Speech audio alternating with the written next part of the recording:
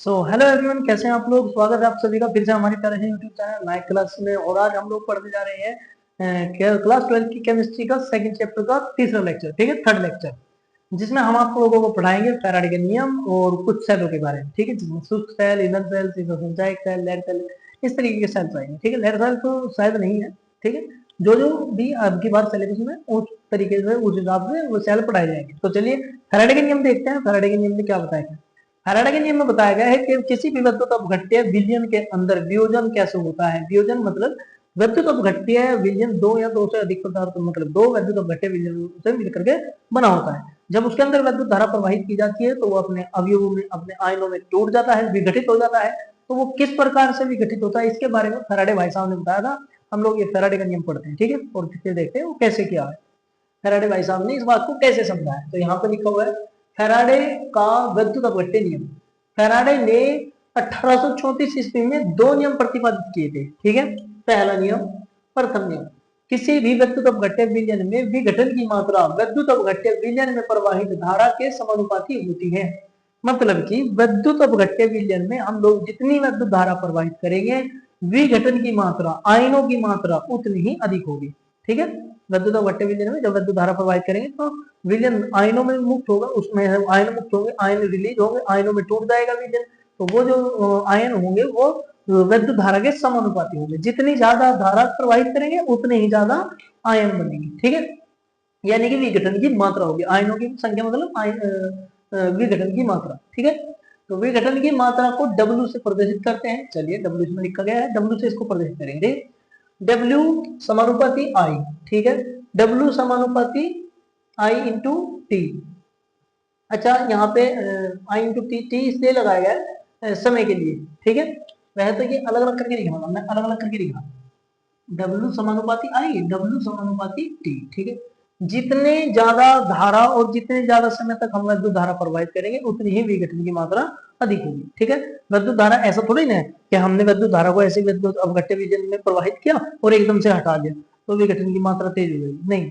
विद्युत धारा को कुछ समय के लिए विद्युत अपघट्य विलयन के अंदर प्रवाहित भी करना होता है, ठीक है, कुछ समय के लिए। जब कुछ समय के लिए उसको आप उसमें विद्युत अपघट्य विलयन में प्रवाहित करेंगे तब जाके विघटन की मात्रा देखी जाएगी, ठीक है, तब जाके विलयन अपने आयनों में टूटेगा, ठीक है। तो इसका मतलब विघटन की मात्रा धारा आई के तो समानुपाती है ही है, साथ ही साथ टी के भी समानुपाती है। जितनी ज्यादा और जितनी ज्यादा समय तक हम विद्युत धारा प्रवाहित करेंगे उतने ही विघटन की मात्रा अधिक होगी, ठीक है, यानी कि आयनों की संख्या अधिक होगी।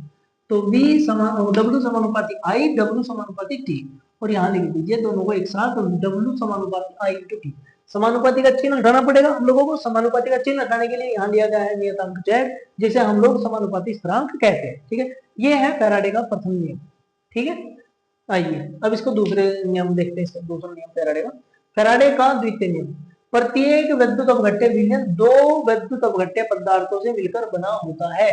बिल्कुल एकदम सही बात है, ठीक है। दो विद्युत अपघट्य विलयनों से मिलकर के, पदार्थों से मिलकर के बना होता है। यदि विद्युत अपघट्य विलयन में आई धारा प्रवाहित की जाए तो विलयन में विघटन की मात्रा, यदि विद्युत अपघट्य विलयन में आई धारा प्रवाहित की जाए तो विद्युत अपघट्य विलयन में विघटन की मात्रा विद्युत अपघट्य पदार्थों के तुल्यांकी भार के समानुपाती होती है, ठीक है। यानी कि जब हम विद्युत अपघट्य पदार्थ में विद्युत धारा प्रवाहित करेंगे और उसमें जो विघटन की मात्रा होगी वो विद्युत अपघट्य विलयन के तुल्यांकी भार के समानुपाती होगी। यानी कि विघटन की मात्रा डिपेंड किस पर कर रही है, अब तक तो धारा पे कर रही थी, धारा पे तो विघटन की मात्रा डिपेंड करेगी ही करेगी, साथ के साथ विघटन की मात्रा विद्युत अपघट्य के तुल्यांकी भार पर भी निर्भर करेगी। इसका मतलब है कि विघटन उतना ही अधिक होगा, आयनों की संख्या उतनी ही अधिक होगी विद्युत अपघट्य विलयन के अंदर जितना कि ज्यादा विद्युत अपघट्य विलयन का तुल्यांकी भार होगा। जितना ज्यादा तुल्यांकी भार उतनी ज्यादा विघटन की मात्रा, जितनी ज्यादा विद्युत धारा उतनी ज्यादा विघटन की मात्रा। आगे इस बात समझ में, तो विघटन की मात्रा दो चीजों पर डिपेंड कर रही, पहले नियम के अनुसार धारा पर और दूसरे नियम के अनुसार तुल्यांकी भार पर। चलिए देखते हैं। अर्थात W समानुपाती I1, E1, सॉरी I1 नहीं E1, ठीक है। क्योंकि पदार्थ दो विद्युत अपघट्य विलयन दो पदार्थों से मिलकर के बना है, तो दो पदार्थों से मिलकर बने होने के कारण ये पहले पदार्थ के घटन की मात्रा पहले पदार्थ के तुल्यांकी भार के इक्वल ली गई, समानुपाती ली गई। E1 का मतलब पहले पदार्थ का तुल्यांकी भार, ठीक है। और इसी प्रकार से हम लोग दूसरे के लिए निकालेंगे, W समानुपाती E2। दूसरे पदार्थ के समानुपाती, ठीक है। विघटन की मात्रा क्या होगी, पहले पदार्थ के तुल्यांक की भार के समानुपाती, दूसरे पदार्थ के तुल्यांक की भार के समानुपाती। इसका भी समानुपाती स्थिरांक घटाएंगे तो जेड आएगा, और इसका भी समानुपाती स्थिरांक घटाएंगे तो जेड ही आएगा, ठीक है। अब समीकरण 1 व 2 को भाग करने पर पहले समीकरण को दूसरे से भाग करेंगे, W1 upon W2 equal to ZE1 ZE2, ठीक है। जेड से जेड कैंसिल हो जाएगा और ये बचेगा यहाँ पे W1 अपॉन W2 बराबर E1 बटे E2, ठीक है। यह इसका मतलब है कि विद्युत अपघट्य विलयन में विघटन की मात्रा, विघटन की मात्रा, ठीक है, किस पर डिपेंड करती है, तुल्यांक की भार पर। एक तो ये हो गया फैराडे के नियम का, और ये जो लास्ट में आया है हमारे पास, ये जो आया है, इससे हम लोग कह सकते हैं कि किसी भी विद्युत अपघट्य विलयन में, किसी भी विद्युत अपघट्य विलयन में विघटन की मात्राओं का अनुपात, विघटन की मात्राओं का अनुपात विद्युत अपघट्य विलयन में दोनों पदार्थों की तुल्यांक की भारों के अनुपात के बराबर होता है। ये बात हम लोग इसको कह सकते हैं। दोबारा सुन लीजिए एक बार, ठीक है, और थोड़ा डीपली, कि किसी भी पदार्थ को, एक बात तो ये तो हमें पता ही है, विद्युत अपघट्य पदार्थ किससे मिलकर बना होता है, दो पदार्थों से, ठीक है।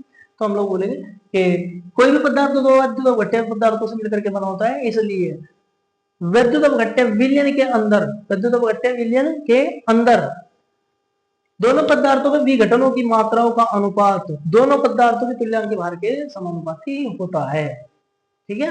आप लोग इस बात को नोट कर लीजिए, वरना ये तो आपका लिखा हुआ है बिल्कुल सिंपल वे में, ऐसे प्रत्येक विद्युत अपघट्य विलयन दो विद्युत अपघट्य पदार्थों से मिलकर बना होता है। यदि विद्युत अपघट्य विलयन में आई धारा प्रवाहित की जाए तो विलयन में विघटन की मात्रा विद्युत अपघट्य पदार्थों की तुल्यांक भार के समानुपाती होता है, बस, ठीक है। अर्थात करके पहले पदार्थ की विघटन की मात्रा के समानुपाती और तुल्यांक भार के समानुपाती, दूसरा विघटन की मात्रा दूसरे पदार्थ के समानुपाती, और दोनों का समानुपाती स्थिरांक घटाया, समानुपाती स्थिरांक घटाने के बाद समीकरण 1 2 को भाग किया और यह आ गई हमारी विघटन की मात्राओं का अनुपात, ठीक है। तो आप लोग इसका स्क्रीनशॉट दीजिए जल्दी से, फिर इससे आगे का कार्य करते हैं, ठीक है। चलिए,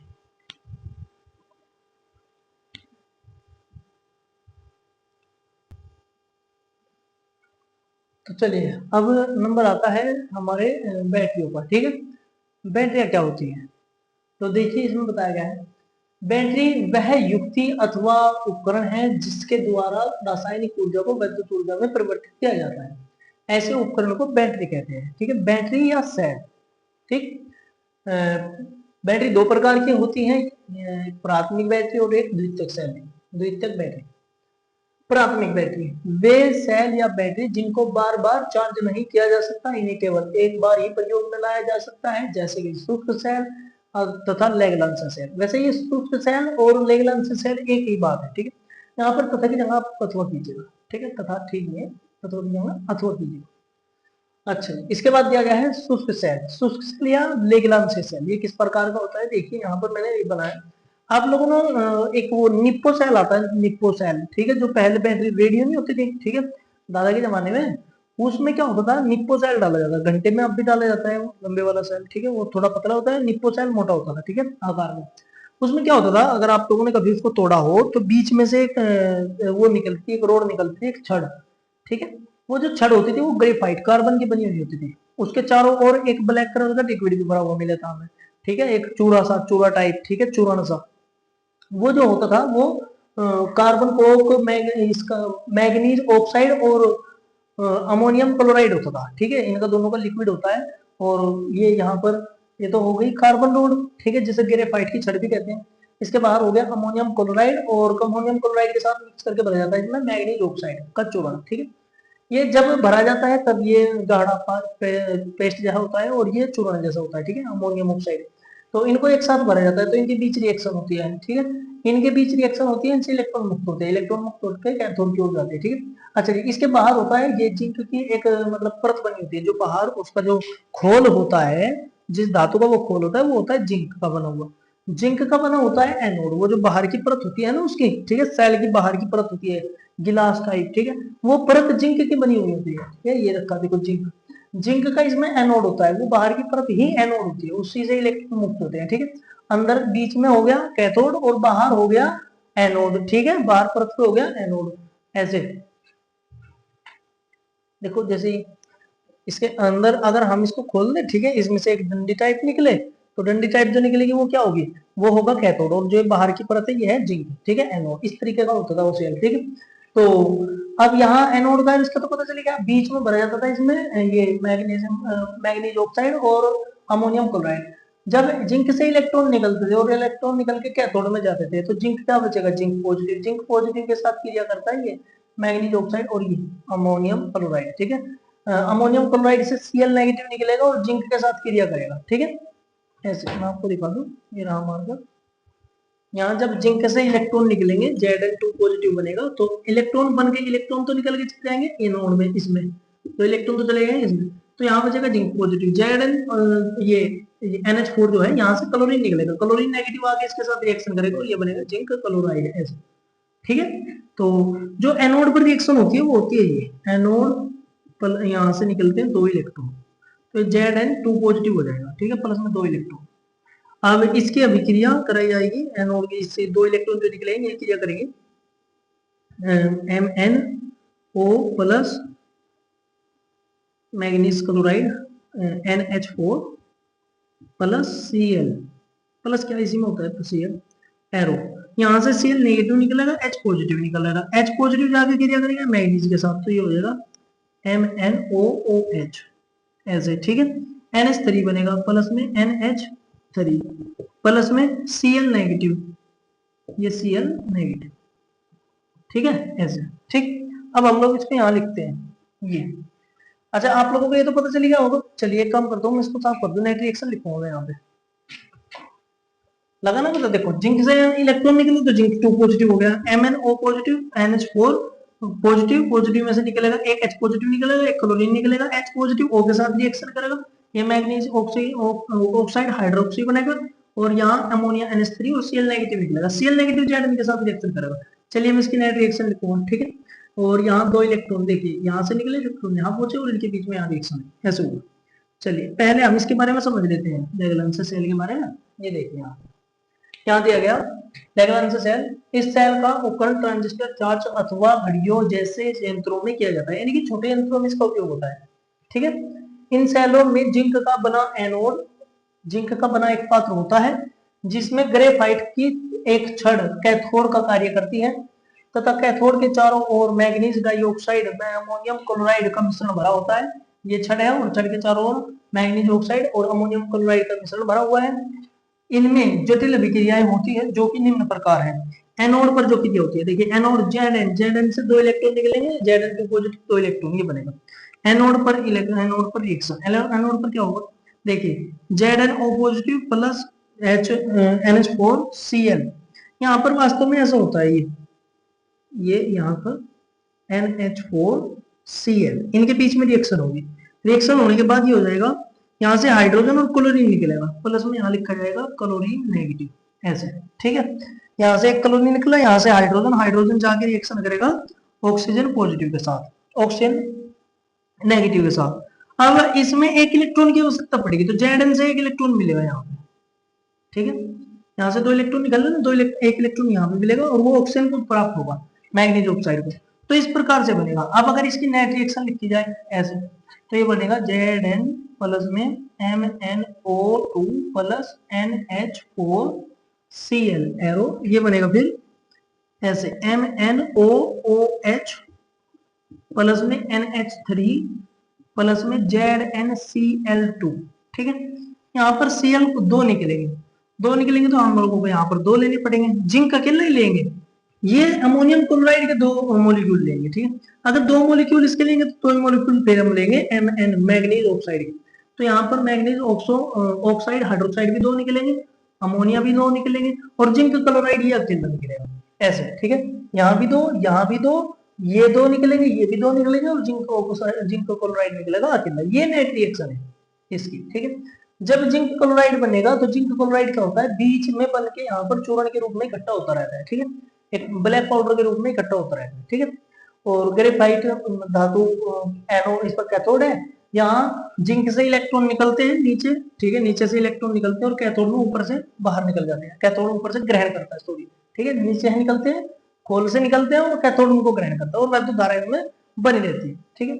आप लोगों ने सेल तो देखा ही होगा, बस बिल्कुल उसी के बारे में इसमें बताया गया है कि किस प्रकार से जिंक से इलेक्ट्रॉन निकल के कैथोड में जाते हैं, और जिंक पॉजिटिव होता है जो जिंक पॉजिटिव क्लोरीन के साथ क्रिया करता है, और कैथोड जो होता है ग्रेफाइट, उस पर जो इलेक्ट्रॉन अधिक होते हैं वो इलेक्ट्रॉन निकल करके यहाँ लिक्विड के अंदर आते हैं, और लिक्विड के अंदर इलेक्ट्रॉन किस प्रकार से इसको मैग्नीज को मिलते हैं, ठीक है, और मैग्नीज में से मैग्नीज किस प्रकार से हाइड्रोजन के साथ रिएक्शन करता है, और क्लोरीन कैसे Zn के साथ रिएक्शन करता है, ये मैकेनिज्म, ठीक है, ये आपको यहाँ पर समझाया गया। और इसका इस सेल का जो विद्युत वाहक बल होता है वो होता है 1.5 वोल्ट, ठीक है, इस सेल का ये इलेक्ट्रॉन वोल्टेज होती है, ठीक है, वोल्टता जो होती है विद्युत वाहक बल जो होती है वो है 1.5 वोल्ट, ठीक है।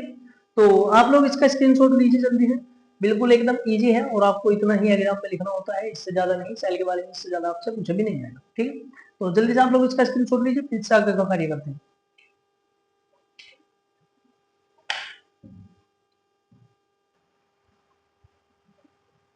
तो चलिए, इसके बाद नंबर आता है मर्करी सेल का, ठीक है, शुष्क सेल के अंदर ही मर्करी सेल आता है, या लेंसर सेल के अंदर ही मर्करी सेल भी आता है, ये भी एक तरीके से शुष्क सेल ही होता है, और इसको भी एक बार ही उपयोग किया जा सकता है, इसको बार बार चार्ज नहीं किया जा सकता, ठीक है, ऐसा ही सेल है मर्करी सेल।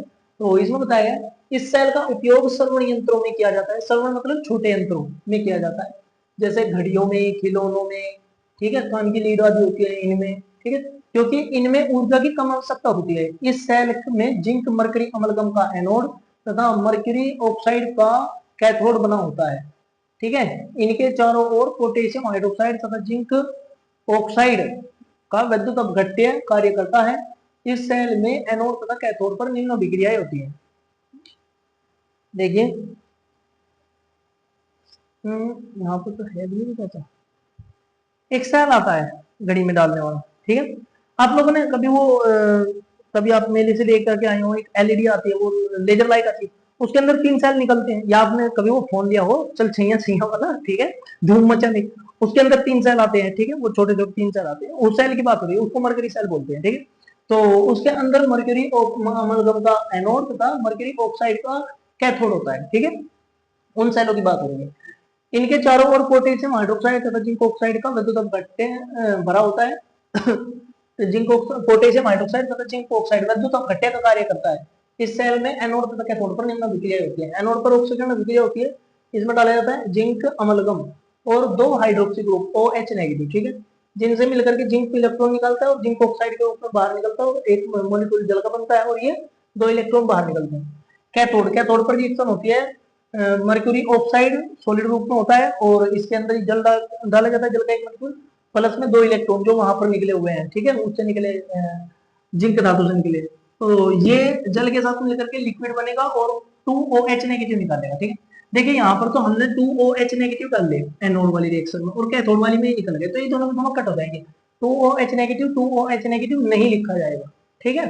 इसी प्रकार से यहाँ पर एक H2O डाला गया है, और यहाँ पर एक H2O ऑलरेडी निकला हुआ है, तो ये वाला H2O और ये वाला H2O नेट रिएक्शन में नहीं लिखा जाएगा, ठीक है, जिंक लिखा जाएगा, मर्क्यूरी ऑक्साइड लिखा जाएगा, ठीक है, और जो निकलने वाली चीजें वो जिंक ऑक्साइड निकलेगा और मर्क्यूरी अमलगम निकलेगा। अब इसकी नेट रिएक्शन देखते हैं, इसमें डाला गया जिंक, ठीक है, जिंक के बाद मर्क्यूरी ऑक्साइड सॉलिड, दोनों इसमें से इलेक्ट्रॉन निकलेंगे, Zn बनेगा, Zn2 पॉजिटिव प्लस 2 इलेक्ट्रॉन, ठीक है, यहाँ Hg 2 बॉन्ड इसके ऑप्शन के साथ यहाँ से बॉन्ड ब्रेक होगा, ये आएगा 2 नेगेटिव, ये 2 पॉजिटिव, ये जो 2 इलेक्ट्रॉन यहाँ निकलेंगे, ये निकलने वाले इलेक्ट्रॉन जिंक में जाए, इसके मर्क्यूरी के अंदर जाएंगे, और मर्क्यूरी बनेगा लिक्विड फॉर्म में, और ये oxide oxygen negative Zn positive के साथ क्रिया करेगा, और ये बनेगा जिंक ऑक्साइड, ठीक है, ये नेट रिएक्शन है। इससे सेल का इस सेल का विद्युत वाहक बल जो है वो 1.35 वोल्ट होता है, ठीक है।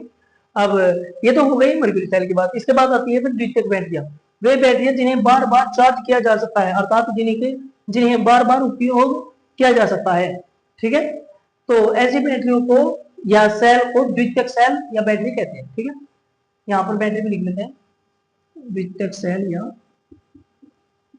बैटरी कहते हैं, ठीक है। आप लोगों को ये समझ में आ गया होगा, आप लोग इसका स्क्रीनशॉट लीजिए, ठीक है, हम लोग लिखते पहले इसलिए लिखते हैं ताकि आपको और हमारा टाइम बर्बाद ना हो, ठीक है, तो आप इसका स्क्रीनशॉट लीजिए, फिर इससे आगे एक्सेल के बारे में बात करेंगे।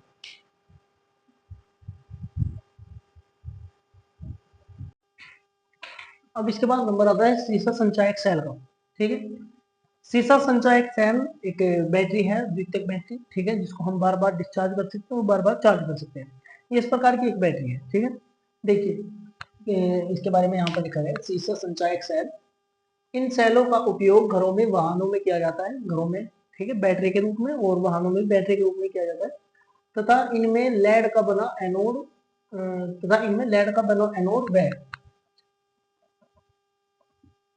व लेड डाइऑक्साइड का कैथोड बना होता है। इनमें 38% सांद्र सल्फ्यूरिक अम्ल भरा होता है। इस सेल का उपयोग बैटरियों के रूप में किया जाता है। इनमें निम्न रिएक्शन होती है, बिल्कुल सिंपल सी लैंग्वेज में 4 लाइनें लिखी गई इसके बारे में, जिसमें दिया गया है एनोड पर रिएक्शन होगी ऑक्सीकरण, आरएक्शन रिएक्शन, और एनोड, इसमें एनोड बना हुआ है लेड का, पीबी, ठीक, सॉलिड रूप में, और इसमें सांद्र सल्फ्यूरिक अम्ल भरा जाएगा, ठीक है, H2SO4। यहाँ से 2 हाइड्रोजन कम करके दिखाए गए हैं, ताकि यहाँ इस पर 2 नेगेटिव चार्ज, और जब इसमें से इलेक्ट्रॉन निकलेंगे तो ये नेगेटिव वाला इस लेड के साथ जुड़ सके, देखिए लेड सल्फेट बन सके, प्लस में 2 इलेक्ट्रॉन, ठीक है।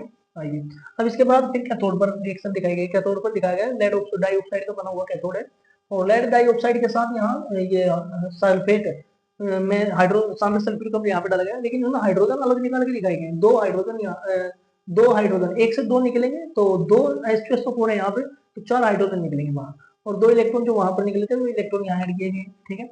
और इन इलेक्ट्रॉनों को मिला करके, हाइड्रोजन को मिला करके, और ये पीबी लेड, इन सबको मिला करके यहाँ बनेगा PbSO4, 2 PbSO4 solid plus H2। अब ये 2 Pb कैसे आया, एक Pb ये वाला, ठीक है, और एक ये वाला यहाँ वाला, ये दोनों को एक साथ मिला करके लिखा गया, ठीक। वह तो यहाँ पर एक ही साथ मतलब एक ही बनना चाहिए था PbSO4, लेकिन एक यहाँ और एक यहाँ से, ठीक। अब इसके नेट रिएक्शन देखते हैं। नेट रिएक्शन में जो चीज एक्स्ट्रा इसमें निकली हुई है वो नहीं ले जाएगी, बाकी ले जाएगा। जैसे कि एनोड बना हुआ है लेड का, लेड सॉलिड का, और कैथोड बना है लेड डाइऑक्साइड का, ठीक है, और प्लस इसमें डाले गए हैं 4 सांद्र सल्फ्यूरिक अम्ल, ठीक है, 4 सांद्र सल्फ्यूरिक अम्ल। वैसे तो अगर हम लोग यहाँ पे ये मतलब 2 ये ना डालें और 2 ये ऐसे, एक अगर इस तरीके से एक सांद्र सल्फ्यूरिक अम्ल डाले और तो इसमें से 2 हाइड्रोजन सल्फेट निकलेगी, ठीक, और ये क्रिया करेंगे यहाँ पे लेड के साथ, ठीक है। लेकिन फिर रिएक्शन संतुलित देखते हैं, रिएक्शन हो जाएगी संतुलित, SO4 H2O, एक H2O निकलेगा। तो यहाँ गड़बड़ है, यहाँ पे गड़बड़ है भैया, 2, यहाँ पे भी 2, और ये यहाँ पे 4। तो ये लेड ऑक्साइड और सांद्र सल्फ्यूरिक ये सब मिलकर के ये बनेगा 2 लेड ऑक्साइड, एक लेड ये, एक लेड ये, ठीक है, दोनों लेड, और दोनों लेड रिएक्शन करेंगे सल्फ्यूरिक एसिड के साथ, ठीक है, सल्फेट के साथ। तो SO4 इनमें एक अलग लेड के साथ, एक अलग लेड के साथ ज्वाइंट हो जाएगा, जुड़ जाएगा, और यहाँ से निकलने वाले दोनों ऑक्सीजन 4 हाइड्रोजन के साथ मिलकर के 2H2O के फॉर्म में निकलेगा, प्लस 2H2, ये नेट रिएक्शन है। अब इसके बाद आता है फिर निकिल कैडमियम सेल, ये भी इसी प्रकार का एक सेल है। इस सेल की अवधि सीसा संचयक सेल की तुलना में बहुत अधिक होती है, ये सीसा संचयक सेल से भी अधिक चलता है, ठीक है। इसमें कैडमियम का एनोड तथा निकिल हाइड्रोक्साइड का कैथोड बना होता है, तथा इसमें पोटेशियम हाइड्रोक्साइड का द्वितीयक भट्टे के रूप में कार्य करता है। इस सेल की नेट रिएक्शन निम्न प्रकार है। इस सेल में देख लीजिए, इसकी एक तो अवधि ज्यादा हो गई, ठीक है, कैडमियम का बना इसमें एनोड होता है, निकिल हाइड्रोक्साइड का इसमें कैथोड बना होता है, ठीक है, और जो बीच में लिक्विड भरा जाता है वो पोटेशियम हाइड्रोक्साइड का है, जो वैसे तो भट्टे का कार्य करेगा। तो इस सेल की नेट रिएक्शन यहाँ पे दी गई है, CD2Ni हाइड्रोक्सिल ग्रुप, ठीक है, और इन सबको जोड़ करके यहाँ पे कैडमियम ऑक्साइड, ठीक है, cadmium oxide plus 2 nickel hydroxide plus H2O, ये इसकी नेट रिएक्शन है, ठीक है। कैडमियम रिएक्शन करेगा यहाँ से निकलने वाले ऑक्सीजन के साथ, एक ऑक्सीजन यहाँ से निकलेगा, ठीक है, यहाँ पर 2 हाइड्रोक्सिल ग्रुप बचेंगे, एक हाइड्रोजन यहाँ से निकलेगा, ठीक है, और नहीं मतलब 2 हाइड्रोजन यहाँ से निकलेंगे और 2 ऑक्सीजन निकलेंगे, तब जाके ये बनेगा, ठीक है, 2 निकल हाइड्रोक्सिल लिखे ना, तो इस प्रकार से बना है। और ये इसकी नेट रिएक्शन होगी। आप लोगों को इसमें नेट रिएक्शन याद रखनी पड़ेगी, ठीक है, मतलब हमने अलग अलग नहीं लिखी, क्योंकि ये जो निकल कैडमियम है ये सिलेबस में नहीं है, ठीक है। सीसा संचय एक्सेल तो है, ये तो बस हमने एक्स्ट्रा ऐसे ही बता दिया, आप लोग इसको नोट करके लिख सकते हैं, ठीक है, ऐसे ही बस एक्स्ट्रा में बता दिया, वैसे ये है नहीं अब की बार सिलेबस में, ठीक है। तो उम्मीद है आप लोगों को ये समझ में आ गया होगा, ठीक है। अब 2 टॉपिक और बचे हुए हैं, हम लोग उसको भी जल्दी से कवर कर लेंगे, आप लोग इसका स्क्रीनशॉट लीजिए जल्दी।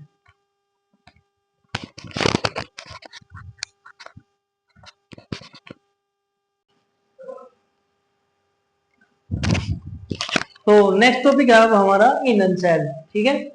ईंधन सेल क्या करता है, ये जली हुई चीजों से विद्युत ऊर्जा बनाता है, ठीक है।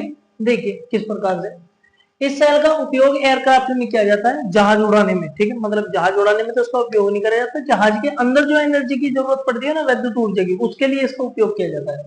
देखिए इस सेल का उपयोग एयरक्राफ्ट में किया जाता है। यह दहन ऊर्जा को, यानी कि जलने वाली चीजों से, दहन मतलब जो जलेगी, ठीक है, दहन ऊर्जा को विद्युत ऊर्जा में बदल देता है। इस सेल में हाइड्रोजन, मीथेन एवं मेथेनॉल जैसी गैस ईंधन के रूप में प्रयुक्त होती है। लेकिन अब ईंधन सेल में हाइड्रोजन व ऑक्सीजन का उपयोग किया जाता है, क्योंकि ये कम दूषित होती हैं तथा अंतरिक्ष में ऊर्जा के साथ साथ जल के अणु भी देती है। इस अभिक्रिया को तेज करने के लिए इस अभिक्रिया में हाइड्रोजन और ऑक्सीजन के साथ में प्लेटिनम धातु का उपयोग किया जाता है, जो कि उत्प्रेरक का कार्य करता है, ठीक है। यहाँ पर देखिए इसकी नेट रिएक्शन ली गई है सेल की, हाइड्रोजन गैस ली गई है, ऑक्सीजन गैस ली गई है, और ये जल के मॉलिक्यूल निकलेंगे और यहाँ पे ऊर्जा निकलेगी। ईंधन सेल के दोनों फायदे हैं, ठीक है। ये एयरक्राफ्ट, जब एयरक्राफ्ट चलेगा तो उसमें ऊर्जा, विद्युत ऊर्जा का भी का स्रोत बनेगा, और यह उसमें जल का भी कार्य करेगा, और जो जल यहाँ से निकलेगा वही यात्रियों को पिलाया जाएगा, उसी से यात्रियों के लिए वहां पर उपयोग किया जाएगा, ठीक है। तो इस प्रकार से ईंधन सेल का उपयोग किया जाएगा। अब इसके बाद आता है संरक्षण। इसमें है धातुओं के ऊपर जो जंग लगता है, इसके ऊपर ये टॉपिक है, ठीक है। धातुओं के ऊपर जो जंग लगता है उसको संरक्षण कहते हैं, और धातुओं की सतह का घटना संरक्षण कहलाता है। जैसे लोहे पे जंग लगना, ठीक है, लोहे पे जंग लगना, चांदी का काला होना, पीतल कांसे का हरा हो जाना, अन्य धातुओं पर जंग लगना, ये सब एक रासायनिक अभिक्रिया होती है। इस अभिक्रिया में वायु में उपस्थित नमी तथा कार्बन डाइऑक्साइड, जो हमारे सांसों के द्वारा छोड़ी जाती है, वो कार्बन डाइऑक्साइड और वायु में उपस्थित नमी दोनों क्रिया करके हाइड्रोकार्बोनेट बनाते हैं, जिसके अपघटन पर, अपघटन मतलब जब ये टूटते हैं, पहले तो ये बनते हैं और बन करके जब हम इनकी सफाई करते हैं ये टूटते हैं, अलग अलग होते हैं, तो अपघटन पर हाइड्रोजन आयन ही धातु का अपचयन करता है। उसमें से हाइड्रोजन आयन निकलेगा हाइड्रोकार्बोनेट में से, और वो क्या करेगा, हाइड्रोकार्बोनेट में से निकल के धातु का अपचयन करेगा तथा धातु पर जंग लगाता है, ठीक है। सुरक्षा के रूप में हम इसमें क्या कर सकते हैं, सुरक्षा के रूप में हम कर सकते हैं गैल्वेनीकरण, ठीक है, पेंट करके अपनी धातु को बचा सकते हैं, या तेल या ग्रीस का लेपन करके भी हम धातु को बचा सकते हैं। गैल्वेनीकरण होता है, आप धातु को लीजिए और धातु के ऊपर तेज इलेक्ट्रिसिटी प्रवाहित कीजिए, उसमें तेज विद्युत धारा प्रवाहित कीजिए। अगर हम बहुत ज्यादा विद्युत धारा ये धातु में प्रवाहित कर देते हैं तो उसका गैल्वेनीकरण हो जाता है, और गैल्वेनीकरण करके क्या हो जाता है, ये धातु ऐसी हो जाती है कि इस पर जंग नहीं लगता, ठीक है। इसके साथ फिर हाइड्रोजन कार्बोनेट क्रिया नहीं कर पाता, ये कह लीजिए, ठीक है, ये गैल्वेनीकरण होता है। इस धातु का जिसका भी हमें गैल्वेनीकरण करना है उसको किसी गैल में लगाते हैं, उसका एनोड या कैथोड के रूप में उपयोग कर दीजिए, फिर इस पर जंग नहीं लगेगा। तेल और पेंट तो आपको पता ही है, धातु के ऊपर पेंट करेंगे तो जंग वैसे नहीं लगने का। ग्रीस और तेल की अगर हम लोग लेपन कर देंगे, एक बार ग्रीस या तेल का लेपन कर देंगे, तो जो हाइड्रोजन कार्बोनेट है वो तेल और ग्रीस से क्रिया कर पाएगा, ठीक है, सीधी धातु की सतह से क्रिया नहीं कर पाएगा, जिससे कि हमारी धातु बची रहेगी, ठीक है। ये था हमारी धातु पर जंग लगने का एक टॉपिक, ठीक है।